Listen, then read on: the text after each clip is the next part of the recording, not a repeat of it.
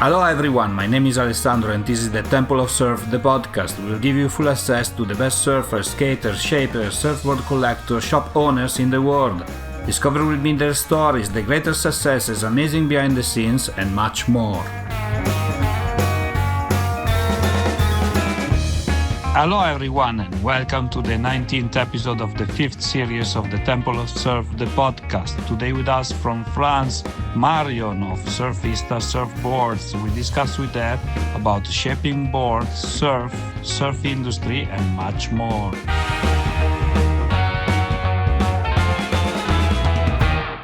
Hi Marion, welcome to the show. Where are you today? Hi everybody. I'm in Osego, in southwest of France, and my shaping base in Souston, near Osego.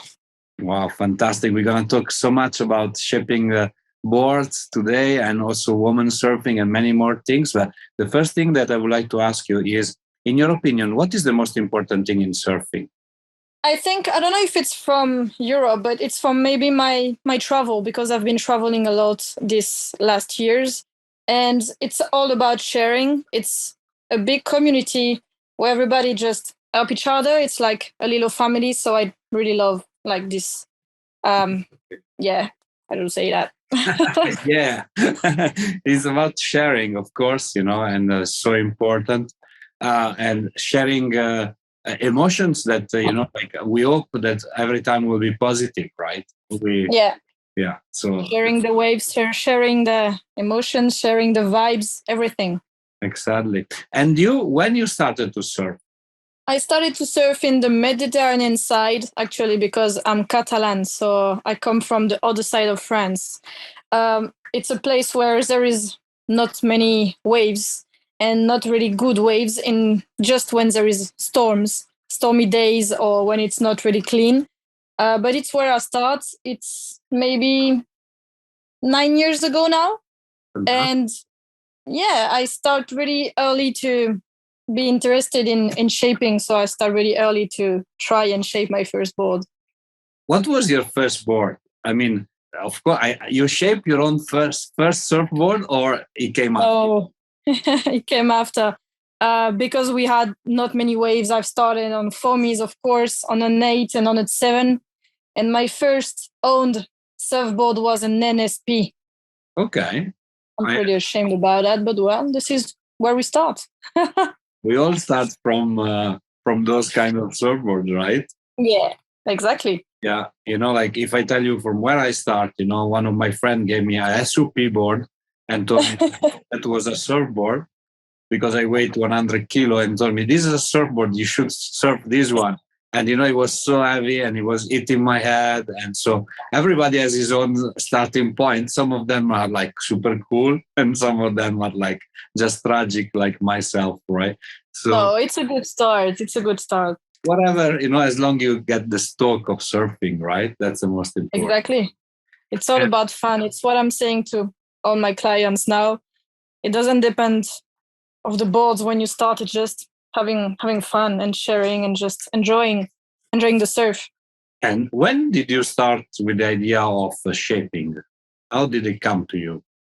I'm a designer and architect at first, and it came to me on my last year of master's when I was a student, and I was just interested in doing everything I touched. Like I was doing my own furniture in my apartment. I was doing everything, and I was like, and now I got the level and the skills to change my NSP. It was pretty bad. I couldn't do anything on it.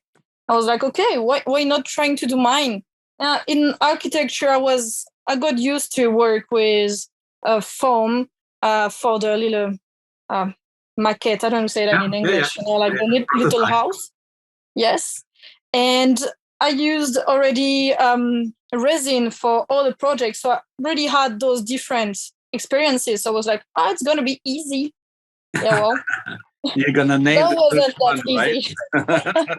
It wasn't easy at all. But it was a really good experience. And I bring my first surfboard to my speech, my oral of end of master, like for my, for my end of studies. And that's how I finish my good master of design with my first surfboards. And that surfboard was surfing well, or was just a shape? That was a heavy and really thick shortboard. Okay. That was a little boat. Okay. That was a 6-0. Wow. Okay. That's good. Yeah, I was into shortboarding before, and my NSP was a 6-4, and I was like, okay, I'm gonna try with a 6-0, and I wanted to go in those big waves in Osaka, but that was a mistake too. So I changed after that. My first surfboard for something bigger. Okay. But how did the graduation go? They were happy about the surfboard project, or no? At least it was unique, right? My professor? You mean? Yeah. I mean, I don't think like a lot of people from architecture are bringing surfboard at the final exam, right? I was the only crazy one. Always at the ocean every weekend and sleeping in class because I was so tired from surfing. So I was a little bit outside of the rest of the group anyway. So yes, that was crazy, but they were waiting for something like that. Okay, that's good. So if I have to ask you, what is the most important thing in shaping? So we started with surfing and we're shaping. What is the most important thing in your opinion? For me, it's listening to the clients. It's really imagining with the skills they have, with the level, the place they're going to surf, everything, all those information, and make everything mixed into a surfboard, because now it's a lot of pre-shape, it's a lot of machine blank and everything, and they have models. They don't take the time now to adjust the dimensions and the code to the client. That's why I'm only doing custom and unique surfboards. They're all different. I don't have models. I don't use pre-shapes. And all the surfboards I do, it's all from what the clients told me, actually. So for me, that's the most important. Yeah. Have you been inspired by some particular shapers you were looking up to, or you just do everything by yourself and you don't look right and left? I've been looking around for sure. I've mostly been guided by a woman. Actually, when I started, I was like, okay, I can do it because I'm not the first and the only one. There's other one, and I can make it. So I was in this way that other women have taken this path like this way before me. So for mermaid surfboard, for example, Valerie, she's French as well, and she's shaping in California, and she's been my model since the first surfboard. I was like, okay, I want to be like her.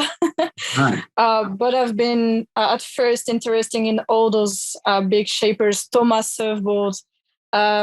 Yes, that was one of my. And doing these longboards, the really old school shapes. And now you live in a place where there are so many shapers, right? Yes. Big competition. And now I can say the shape, it's a little bit different. Like when I started 7 years ago now, it was really difficult, really. And it was only passionate people who knew everything about culture, who made this or who made this, who created the twin fin or created the thruster. And now it's all about a trend and a fashion way to see the shape and the surf.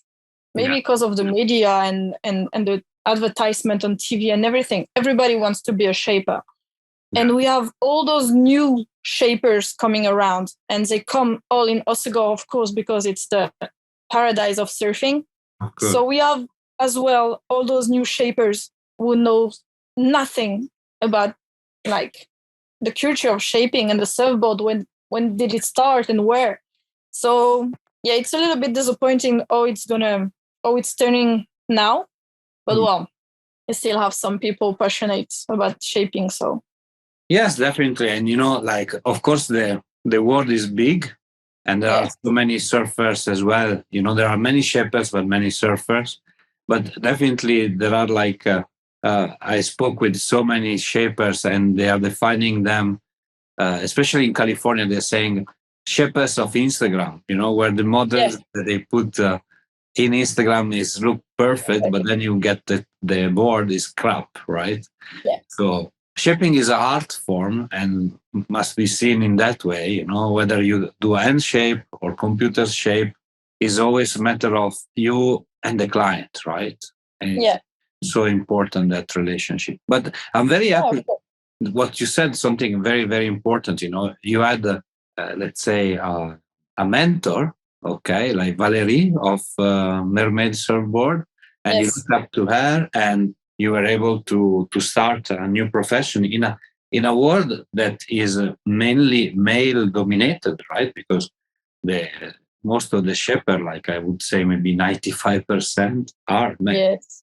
But you found inspiration, and I think that's the reason why we're having this conversation today. Also through the podcast, through our conversation, maybe there will be a new Marion that is getting inspired and will start shaping, because I'm sure without the boys being shot by the boys, that when a woman decides to do something, really does it very well, right? Yeah. So That's true. That's true. competition is I can see some new girls starting shaping. I had some messages on Instagram and from France, and not only from Germany or from somewhere else, sending me message and being like, "Oh, that's super cool," and you the example that we can do it. And I'm happy. I'm happy to answer to them and trying to help them the most as I can. Yeah, and women are supporting women, so like Yes. that's the thing, like I guess for a woman it's better to buy a surfboard from at the same level of craftsmanship, of course, from a woman rather than for a man.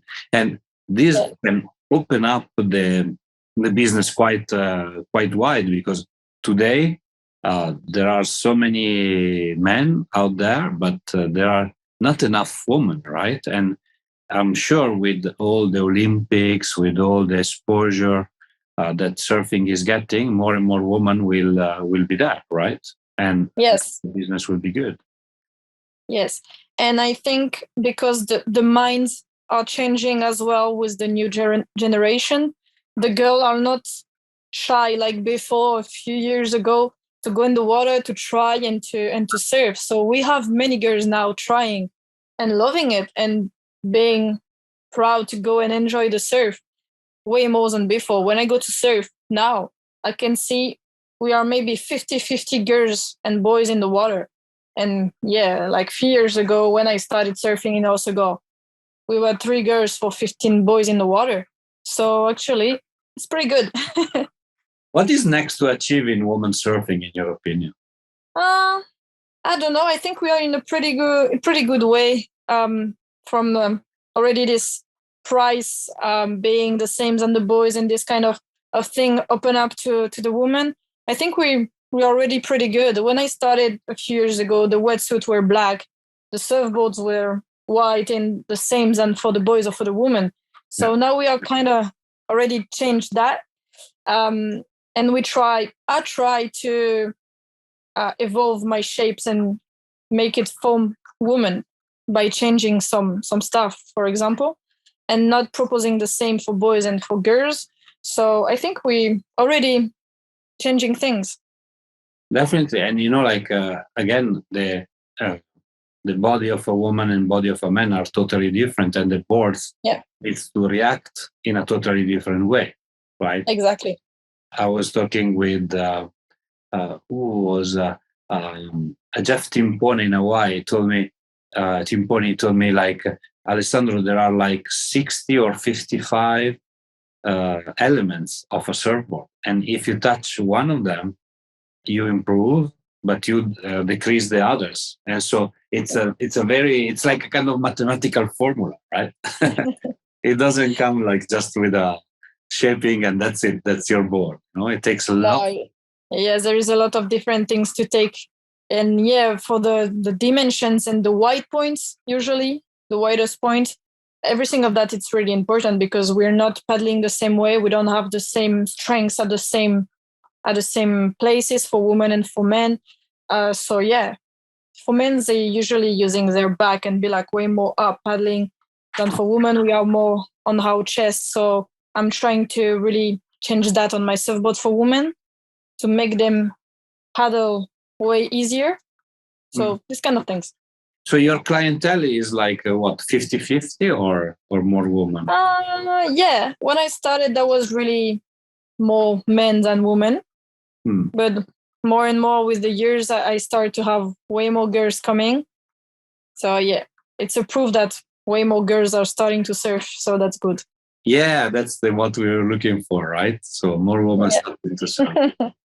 You told me before that you're not using models or pre-models, right? And you shape according to what the surfer tells you. Yeah. But do you like to shape a particular surfboard? Like maybe you like to shape more longboard or shortboards or I don't know, like midland.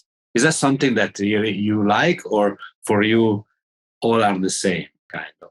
No, I've some shapes that are never done, for example, and have some other shapes that I prefer to leave to the person they're really good at, like the shortboards, performance shortboards, you know. Guns, I've never made a gun yet in my life, so it's the next step, maybe. Finger crossed. But I'm really good at shaping fishes because I've done a lot and I'm really good at it, for example. And I like to shape, of course, longboards because I'm riding a longboard. So I know the feeling, so I know and I can really explain and advise the client. And the third one is the mid-lengths, like the 7.6, the mini Malibu ones. That's really three kind of boards I'm doing the most, actually. What was the best project you work on so far? Or the craziest one?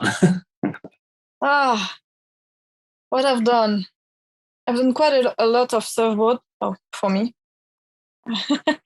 I've done few ones for shops that I'm really proud. Like I'm not proud to have made those boards. I'm proud that and really glad that they came to me and be interesting in me and my little brand, a little adventure. So more in that way than being proud of one board, especially. It's more on the adventure, you know. Okay. And you are an adventurous person, do you? We see you with the motorbike. We see you in yes. So I guess I like to try new sports, new hobby, and yeah, it's the same when I start doing surfboard. I was like, okay, why not? So the same for motocross and the same for everything. I'm like, okay, why not? So I'm just trying everything. I love it. What's next for you? What do you have any projects that you're working on these days that you like to share? Something new coming up? I have two things. Yes, I have one. It's during this long COVID time and quarantine. Yeah. I developed another little business of resin, and I'm doing a lot of little accessories in epoxy resin, and it's quite developed good now, and it's getting bigger, and that's pretty good for me. But it's a little pleasure I have outside of surfboards, of course. And more seriously, I would love to open up a hostel, a surf hostel around Osaka, and try to share my story and share the stories with others from all around the world, and maybe have some sharing experiences with some other shapers, or just giving lessons to the person who wants to try shaping, for example. This kind of things. It's really a house where we can share a lot of things. It's an amazing project. I really like. It gives more meaning to shaping, right? If you're able to exchange with people, because shaping by yourself alone in a room is not so rewarding like shaping for somebody else. So it's like being behind a computer or talking with people in reality, right? It's always better to talk with people in reality. That's why my shaping bay is open to everybody. I always say it since I opened my own place. That was the bad point about my other places I was sharing before. It was always, let's say that, a problem to have visitors to have people coming and see the board being glassed or seeing the progress, during the steps of the board. And I really love to share. I really love to show to the person and maybe make them, I don't know, take part in the process, like come to the factory and search the color with me, or maybe seeing me glassing or something. They're really happy, and I'm happy too. It's just about this, and seeing the stock on the face of the clients is the most important. So yeah. Okay. Thank you for sharing. Very interesting. So we're gonna finish our interview with a short Q&A session. So please answer the first thing that comes up to your mind. The questions are the same for everybody. So voilà. Okay. The best surfboard that you ever ridden? I've rode only mines, most of them. Okay. So it's a pretty bad question, but every time I go to Australia, I shape myself a new shape that I never done before. Okay. And the last time I've been to Australia 2.5 years ago, I made my best longboard I think I ever done, and I surfed like hell. That's good. Your favorite shaper? I don't know. That's a tricky question. Since a long time, I would say Donald Brink. He came to Euroglass where I started a few years ago, and I always been in love with his shape, and it was always something a little bit outside, I don't know, really special, and I don't know, I love it. Personal question, your favorite song? I know it, but I have to look at it. Can I look at it? It's Andra, because it's a secret, but I love to sing. Uh-huh. And I have one. It's Andra Day, Rise Up. Okay, fantastic. It's the one I sing at the lineup under my shower or in the car. Nice. Your favorite surf spot? Noosa. Noosa, yeah. Next to Thomas, right? Exactly. Sadly, right. I've been surfing with him though, so. It's been part of the podcast, so you might want to listen to the interview with Thomas. Yes, cool. Nice guy. Your favorite woman surfer? I have one in every. For shortboards in the WSL, I always love Sally Fitzgibbons, for example. I really loved what she's sharing and giving to the people. And we have quite a lot of good surfers around here anyway in Osegor that I enjoy watching. For example, we have a really good longboard woman, Victoria Vergara, for example. I really enjoy watching her surfing. She's really good. Yeah, she's very good and fun too. Like I interviewed her as well last season. The last question is a little bit unusual. We ask everybody on the show, has nothing to do with surfboard, surf shaping, whatever. We want to know your best relationship advice. Oh, I'm not good at that neither. Come on. I'm along since a long time, so. Doesn't have to be a romantic relationship. It can be any, Anything? Yeah. Not only loving, so it can be friend relationship. Any relationship, I don't know. It can be the relationship with the surfer where you're shaping from, it's like for. If I have one in mind, it's never change anything for someone and just following the dream. Yes. Yes, is important, right? Like things. Yeah. It's the mistake that we all do at some point. Exactly. If things have to happen, they happen, right? Exactly. Thank you so much, Marion, for being on the show with me today. Thank you. And I look forward to talk to you very soon. Thank you so much. I hope I wasn't so bad and my English was good enough. Of course, it was a great interview. It's so much interesting, and I'm really hoping that I will be able to interview more and more women shaper. So definitely I will check Mermaid Surfboard, and I will try as well. There is quite some girls now and some women all around the world. So we start to be a few. So yeah, I hope I can listen to other women next to me. Fantastic. Ciao. Merci. Thank you so much. Bye bye.